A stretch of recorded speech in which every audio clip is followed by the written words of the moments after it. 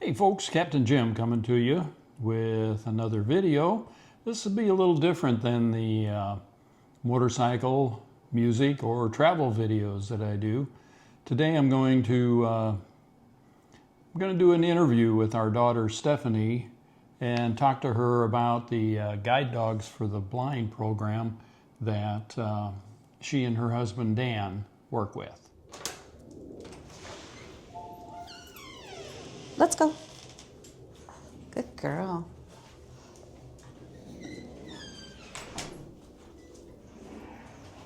Let's go.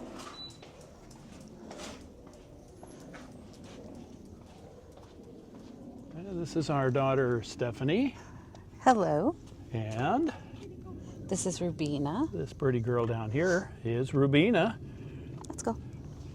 the dog they're training for their Guide Dogs for the Blind.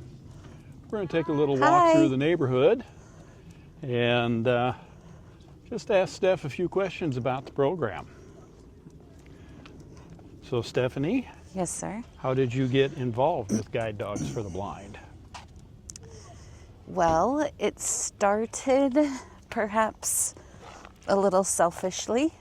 And I was going to be teaching a classroom of an alternative placement classroom where students have had multiple suspensions, and this would be their last opportunity to essentially have an education with us.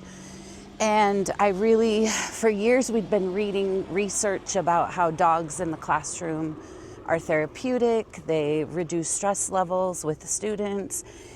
And I really wanted a dog in the classroom with these kids.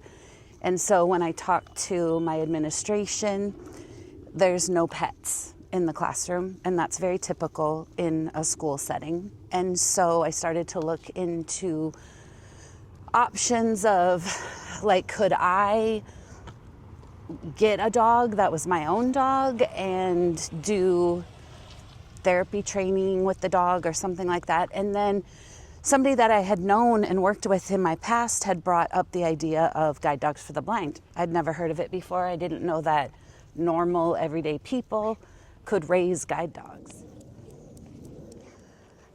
So we watched the series, Pick of the Litter, and we fell in love with the idea of it, and we wrote an email to the Guide Dogs for the Blind puppy raising program, had to fill out an application, and they matched us with a group in Phoenix. And so we just started going to meetings just to see, is this something that we thought that we could do or something that we wanted to do.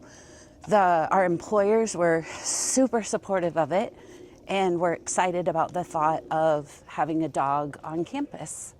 So that's our origin story. Rubina's a pretty little girl. Yes, she Is is. she your first dog? She is not our first dog. She is our second dog that we have raised. So our first dog, his name was Blaine, and he came to us right around Christmas of 2023. So we started our journey with the club in August of 2023. And so we went through people training and lots of puppy sitting until we were ready for a dog of our own. And then Blaine was with us for just about a year. And then when he returned to campus, we did a lot of puppy sitting again. We took a couple months off just to take a break. And then we did a lot of puppy sitting. We had probably 8 or 9 different dogs that we had in our house. And then Rubina, we were fortunate enough to have her get transferred to us in October. And Steph, what do you mean by puppy sitting? Well, we're normal people. We go on vacations and we like to go places without our dogs. And so when that happens, the dogs have to be watched by someone who also has received the same training that we have, so that the dogs can maintain their progress and they don't go backwards. And so there's people in our group who just maybe don't want the responsibility of raising a dog, but they want to be a part of the program.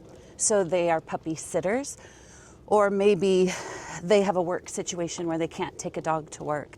And so we have people in our group that when we need to go someplace that we can't take our dog, then the puppy sitters come in and will watch our dogs for that period of time. So being a puppy sitter is the best training that you can do to prepare yourself for a dog, because you're getting all different ages, all different levels of training, experiences that the dogs have had. And so it's a really good kind of a fast course for the adult, for the human trainer. So how long have you had Rubina? Well, we actually started sitting Rubina back in last May, and she was just like 5 months old at the time. And when I immediately, I fell in love with her the moment I saw her when she first came to our club. And so I would encourage and even ask her raiser at that time, like, can she come stay with us for a week? Or if you're ever going out of town, we would sure love to keep her. So she was a regular guest in our house from May until October, just as puppy sitters. So I feel like we were kind of her second home. And then in October, she officially became our puppy to raise. So she's been with us permanently since October 3rd. So Stephanie, what training do you do with Rubina to get her ready?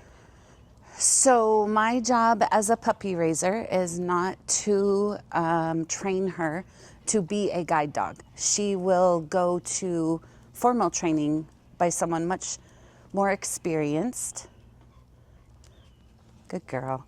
And much more able to do those skills. So my job as a puppy raiser is to expose her to as many things as we can. So we take her everywhere we go and teach her basic obedience training in the method that guide dogs would like them to be trained. So we love her, we play with her, she's a regular dog. Everybody always thinks, oh, is she working all the time? As you can see, she's not in vest right now, so she's not working. We're just going on a walk with our dog. We play in the backyard with her. When she puts her vest on, then she learns that she's working, and the expectations are no different for her when she's working than when she's out of vest, but it kind of helps her to feel a little more confident in her skills, I think. So have you run into any situations when you're taking Rubina out in public where they don't allow a guide dog to go? Well, in the state of Arizona, there is a state statute that says that not guide dogs, but service dogs in training have the same rights afforded to them as a regular service dog. So a trainer and their dog in training cannot actually, by Arizona state statute, they cannot be denied entry to any place. Now, there are exceptions to that. If your dog is out of control, if your dog is unkept, or if your dog is barking, making a mess, making a scene, they can ask you to leave. But again, by Arizona state statute, they are allowed to go anywhere a human can go, just like a service dog. So I think there's a lot of misconceptions out there about service dogs and therapy dogs, or emotional support dogs. And so service dogs are different. Service dogs are trained to do a specific task. So her specific task is going to be to lead someone. Another service that that a dog might do is they might, like for someone who might be physically handicapped, they might pick up things for the dog. We have diabetic alert dogs, seizure alert dogs. Those are all service dogs. You cannot deny entry anywhere for a service dog. So I know I'm going off track here, but it's something I'm super passionate about, because I think that we've everybody and their brother can go online and get an emotional support or a therapy dog certificate for their dog so they can take their dog to Walmart. You'll never see a service dog in a shopping cart, because that's not ever going to be the service that dog provides. You're not ever going to see a service dog barking out of control, lunging toward another dog. That's just not, again, part of the service that they provide. So there are some misconceptions also about papering a service dog. So we did have a situation where we were denied entry into a youth football game because they said that we had to have papers for the service dog. We had to show them papers. And according to the Americans with Disabilities Act, there are no papers necessary for a service dog. And so I tried to explain that to the people, but they were under the idea that there was some sort of papering or some sort of certificate or some sort of documentation. And so as a puppy raiser, it's not my job to cause a scene, although I was very disappointed in those people because they did violate the rights of our dog. We left and then wrote a harshly worded email to the organization in which we did not hear back from. But I do think there's just a lot of learning that needs to happen in general about the difference between service dogs and support or therapy dogs. To change the subject just a little, Yeah. Rubina is Sit. very well behaved. Yeah, she is. And does Guide Dogs Down. for the Blind, do they look for specific breeds who have that attribute? They work with golden retrievers and Labrador retrievers. That's the only breed, and they'll do crosses between them. So they do their own breeding, and the reason they chose Labs and Goldens is because they are very much people dogs. So they're very friendly dogs. They don't have that scary look about them. Like German Shepherds, you'll see those, or Malinois, you'll see those as more police dogs. They're very intimidating, very scary. There's nothing intimidating, about Rubina. But Labs are really easy to train because they're super food motivated. And so the training piece goes very easy and quickly with them. Okay, we're out on a more traveled street, as you can tell from the road noise going by. Rubina seems unaffected by all of that. So with what you do with her, if I understand correctly, the job is to expose her to a bunch of different environments so nothing is scary or surprising to her when she goes back to the campus for the actual guide dog training and eventual placement with with a blind person. Is that correct? That's correct. So yeah, they really don't want you, they look for raisers who have an active lifestyle or who have a work situation that might be more active. And so we really wouldn't want to raise a dog, maybe like I would raise a dog if I had one of my own, where I would just sit at home and snuggle the dog all day. And so that's not going to help Rubina do her job. So we need to take her when we go to restaurants. We need to take her when we go to the grocery store. We need to take her when we go shopping, when we go get gas, all of those places. I'm very fortunate where we work. The bus barn is right there, so we hear loud noises all the time. We have a lot of landscaping that gets done daily. So really there's not a noise that I've noticed that she's ever been scared of. But it also comes from how we react to the noises. So if that car were to drive by and backfire, if I were to make a big scene about it, then Rubina would know that there's something to be scared of. And so a lot of it comes in the training for the raisers, that we just don't overreact to situations, and then that helps the dog not overreact or think that there's something that they should be scared of. So she doesn't know that she should be scared of things. Well, I've heard you use the term, it travels down the leash. Yes. Are you talking about stress or emotion, or how you react to something is going to play a part in how Rubina acts? Yes, most definitely. So the goal here is to keep this leash loose so that she has some decision making, and we're hoping to guide her to make good decisions. If I get tense, then what do? You know, like I tighten up, my leash starts to get tight, and you'll notice her start to get fidgety and anxious. So they do tell us, and I do think that it's true. I can see it when I'm anxious, when I'm nervous, when I'm scared. I want to try to just take a deep breath and not pass it down to her. But yeah, we do notice a difference in our dogs. You can see, like, if a raiser is starting to get frustrated with a certain behavior, the first thing we do at meetings is pass the dog to a different raiser. And you can almost, let's go. You can almost see like a shift in the dog's behavior when you have a raiser who is just calm. Well, now speaking of meetings, you have a pretty good time investment in this. How often do you have these Guide Dog Club meetings? So our club meets weekly. They provide opportunities for training weekly. And sometimes we have a bonus meeting where we'll do outings to different places.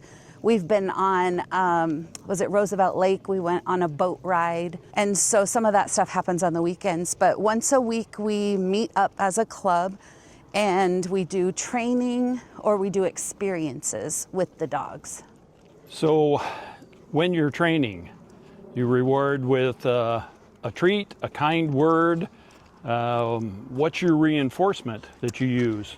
Well, she's being reinforced by a lot of things right now, right? Especially she's being reinforced by this loose leash. And so she doesn't like the feel of a tight leash. So when she's making a good decision, that leash is loose. So that's one positive reinforcement that she gets. She gets a negative reinforcement if she's doing something and I have to just kind of give a little tension on that leash. Let's go. I noticed that when you stop, she stops. She stops. And she sits when you're standing. Is that part of the training? She should stop when I stop. So her job right now is really to be with me. So if I were to start walking quickly, she should pick up the pace with me. If I slow down, her pace, hey, should slow down with me. If I stop, she should stop with me. So she's supposed to be very acutely aware of what I'm doing. And that takes a whole lot of training to get to that point. But we also reinforce, let's go. She loves a kind word. I like to think, she likes to hear that she's a good girl. I say thank you. She likes that. A little touch. She loves food. She especially loves. But you have to kind of gauge her level of excitement. And sometimes one of those positive reinforcements is just going to make her overly excited. And so as raisers, we just need to gauge what does she need for her reinforcement. So when we're with other dogs, which is an area of struggle for her right now, food reinforcement does not do a lot for her. Rubina, hey. Okay, now that is just a cliche here as we walk by a fire hydrant. I'm sure that you can see it physically. It's been peed on a lot. Like she caught the whiff of that, and then the leash tightened because she went out of range, and then she self-corrected kind of back to me, but she didn't do it quick enough. So I gave her a reminder, Rubina, and you can see she responds to her name very well. So just to call her back. So instead of yanking her back and putting her where she needs to be, I do want to just give her a reminder and give her an opportunity to make that good choice on her own.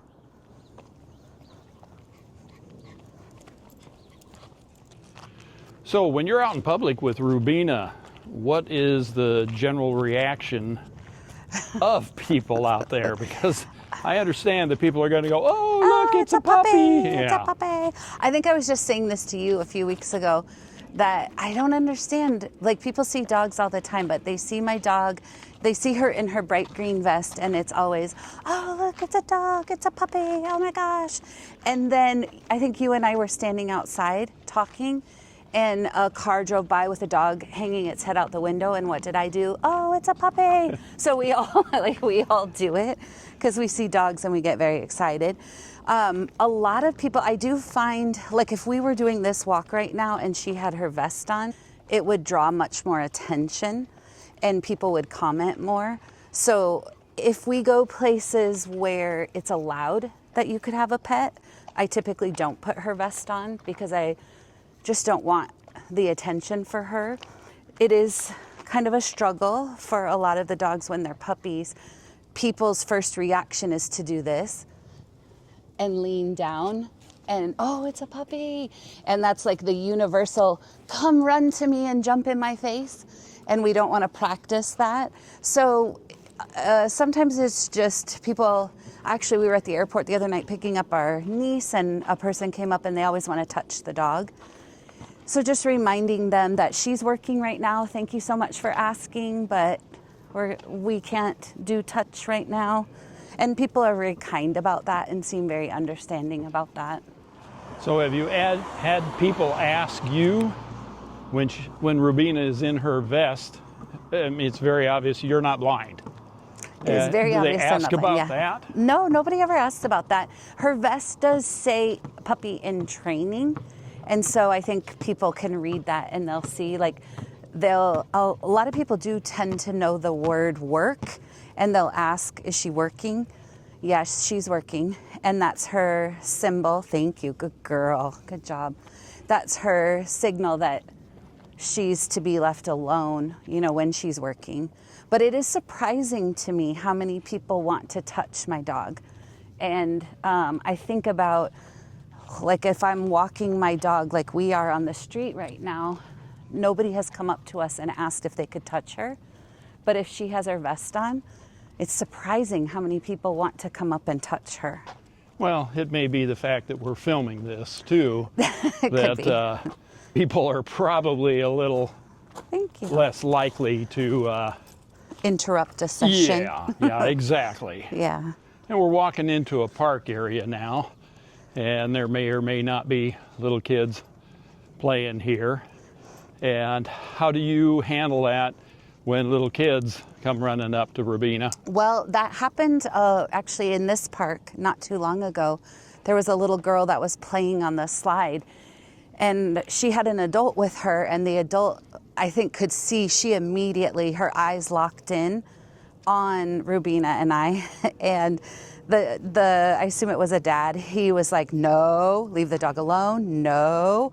So she hopped off and came running towards us.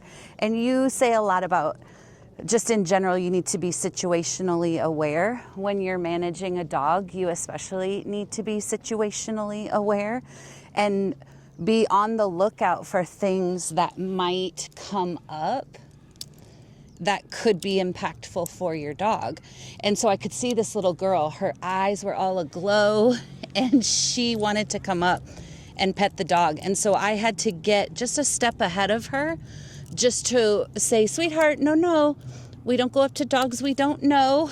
Just as a reminder in general that we probably shouldn't approach dogs that we don't know. But it's just being aware and just trying to stop people before they get too close in a kind way of, whoa, if you could just give us a minute, we're working right now. So Stephanie, what is that thing that you had and you're just now putting back around her snout again? So this is called a gentle leader. It is not a muzzle. Some people call it a muzzle. Thank you. It's not a muzzle, it's a gentle leader. And so you can see that it is actually very loose. It probably is a little looser than it should be around her snout. She can open her mouth fully with this on. Does not impede her eating, yawning, any of that. But what it does, it hooks to her face. The leash hooks to her face instead of her neck.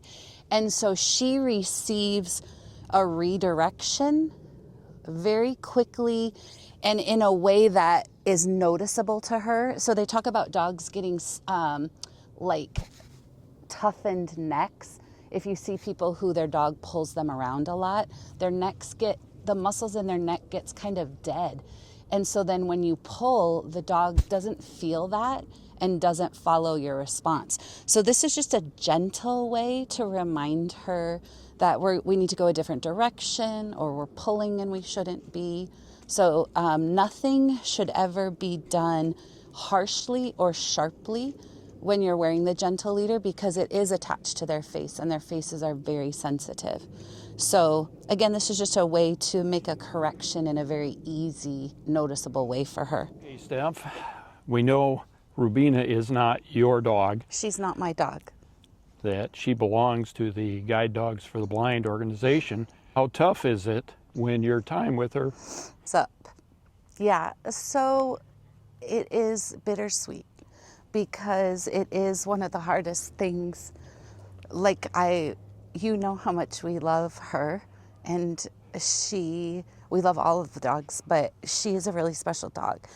And Blaine, our first dog, was a very special dog. And we hear people say all the time, I could never do that. Oh, I could never do that. I could never give them up. And it almost, like, I understand what they're saying, but it kind of hurts my heart a little bit when people say that, because it makes it seem like I have a heartless soul, and I don't. But I also have to think about the purpose of Rubina. And Rubina was born for greatness. She was bred for this, and she's going to change someone's life in a way that I will never understand.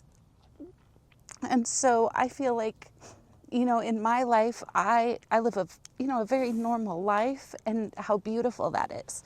And I think about someone who can't see, and how scary I feel like that would be. And I think about what Rubina will be able to do for that person. And my reminder, like, I have to be reminded often about my purpose for this. And I watch the graduations for Guide Dogs for the Blind, and I hear the partners, the visually impaired partners, say how their world has opened up because of this beautiful creature. And that's a gift that I can be a part of and help to give someone their world back. And how do you say that me keeping her as a pet is more important than that? And so that's what I have to remember, is that if I were to keep her, if I were to say, nope, like, I could sabotage her training and I could keep her as my pet, will my world change? No. I will have a great pet. Will her eventual partner's life change because of her? It will, in a way that I can't even imagine. I will love this dog for the rest of my life. She has a permanent spot in my heart. Blaine has a permanent spot in my heart. And I can't wait to follow her journey and to see the partner that she has and how their relationship will be. And that brings me an incredible amount of joy. And that helps stop my tears of sadness, because my tears are really selfish. They're my tears for me, because I'm sad about losing this dog that I love. And I have to remember how, like, what a beautiful life she's going to give to someone. And she's going to be someone's best friend, but also their eyes. And to hear people say how they go places now that they were too scared to go before because they have their dog. Or when you listen to a visually impaired person who's only ever used a cane before talk about how scary that is, and how people ignore them, and people are almost like they don't go up and talk to them, and then they go someplace with their guide dog for the first time, and people come up to them and want to hear about their dog, and they make more friends. And it just, what a gift this dog is and will be to someone. And I can't express that enough. All right, well, Stephanie, thank you very much for taking time out on your training with Rubina to give us a little insight into what goes on with Guide Dogs for the Blind. Thank you for telling our story, because I think it's an important one just to share with people. So thank you.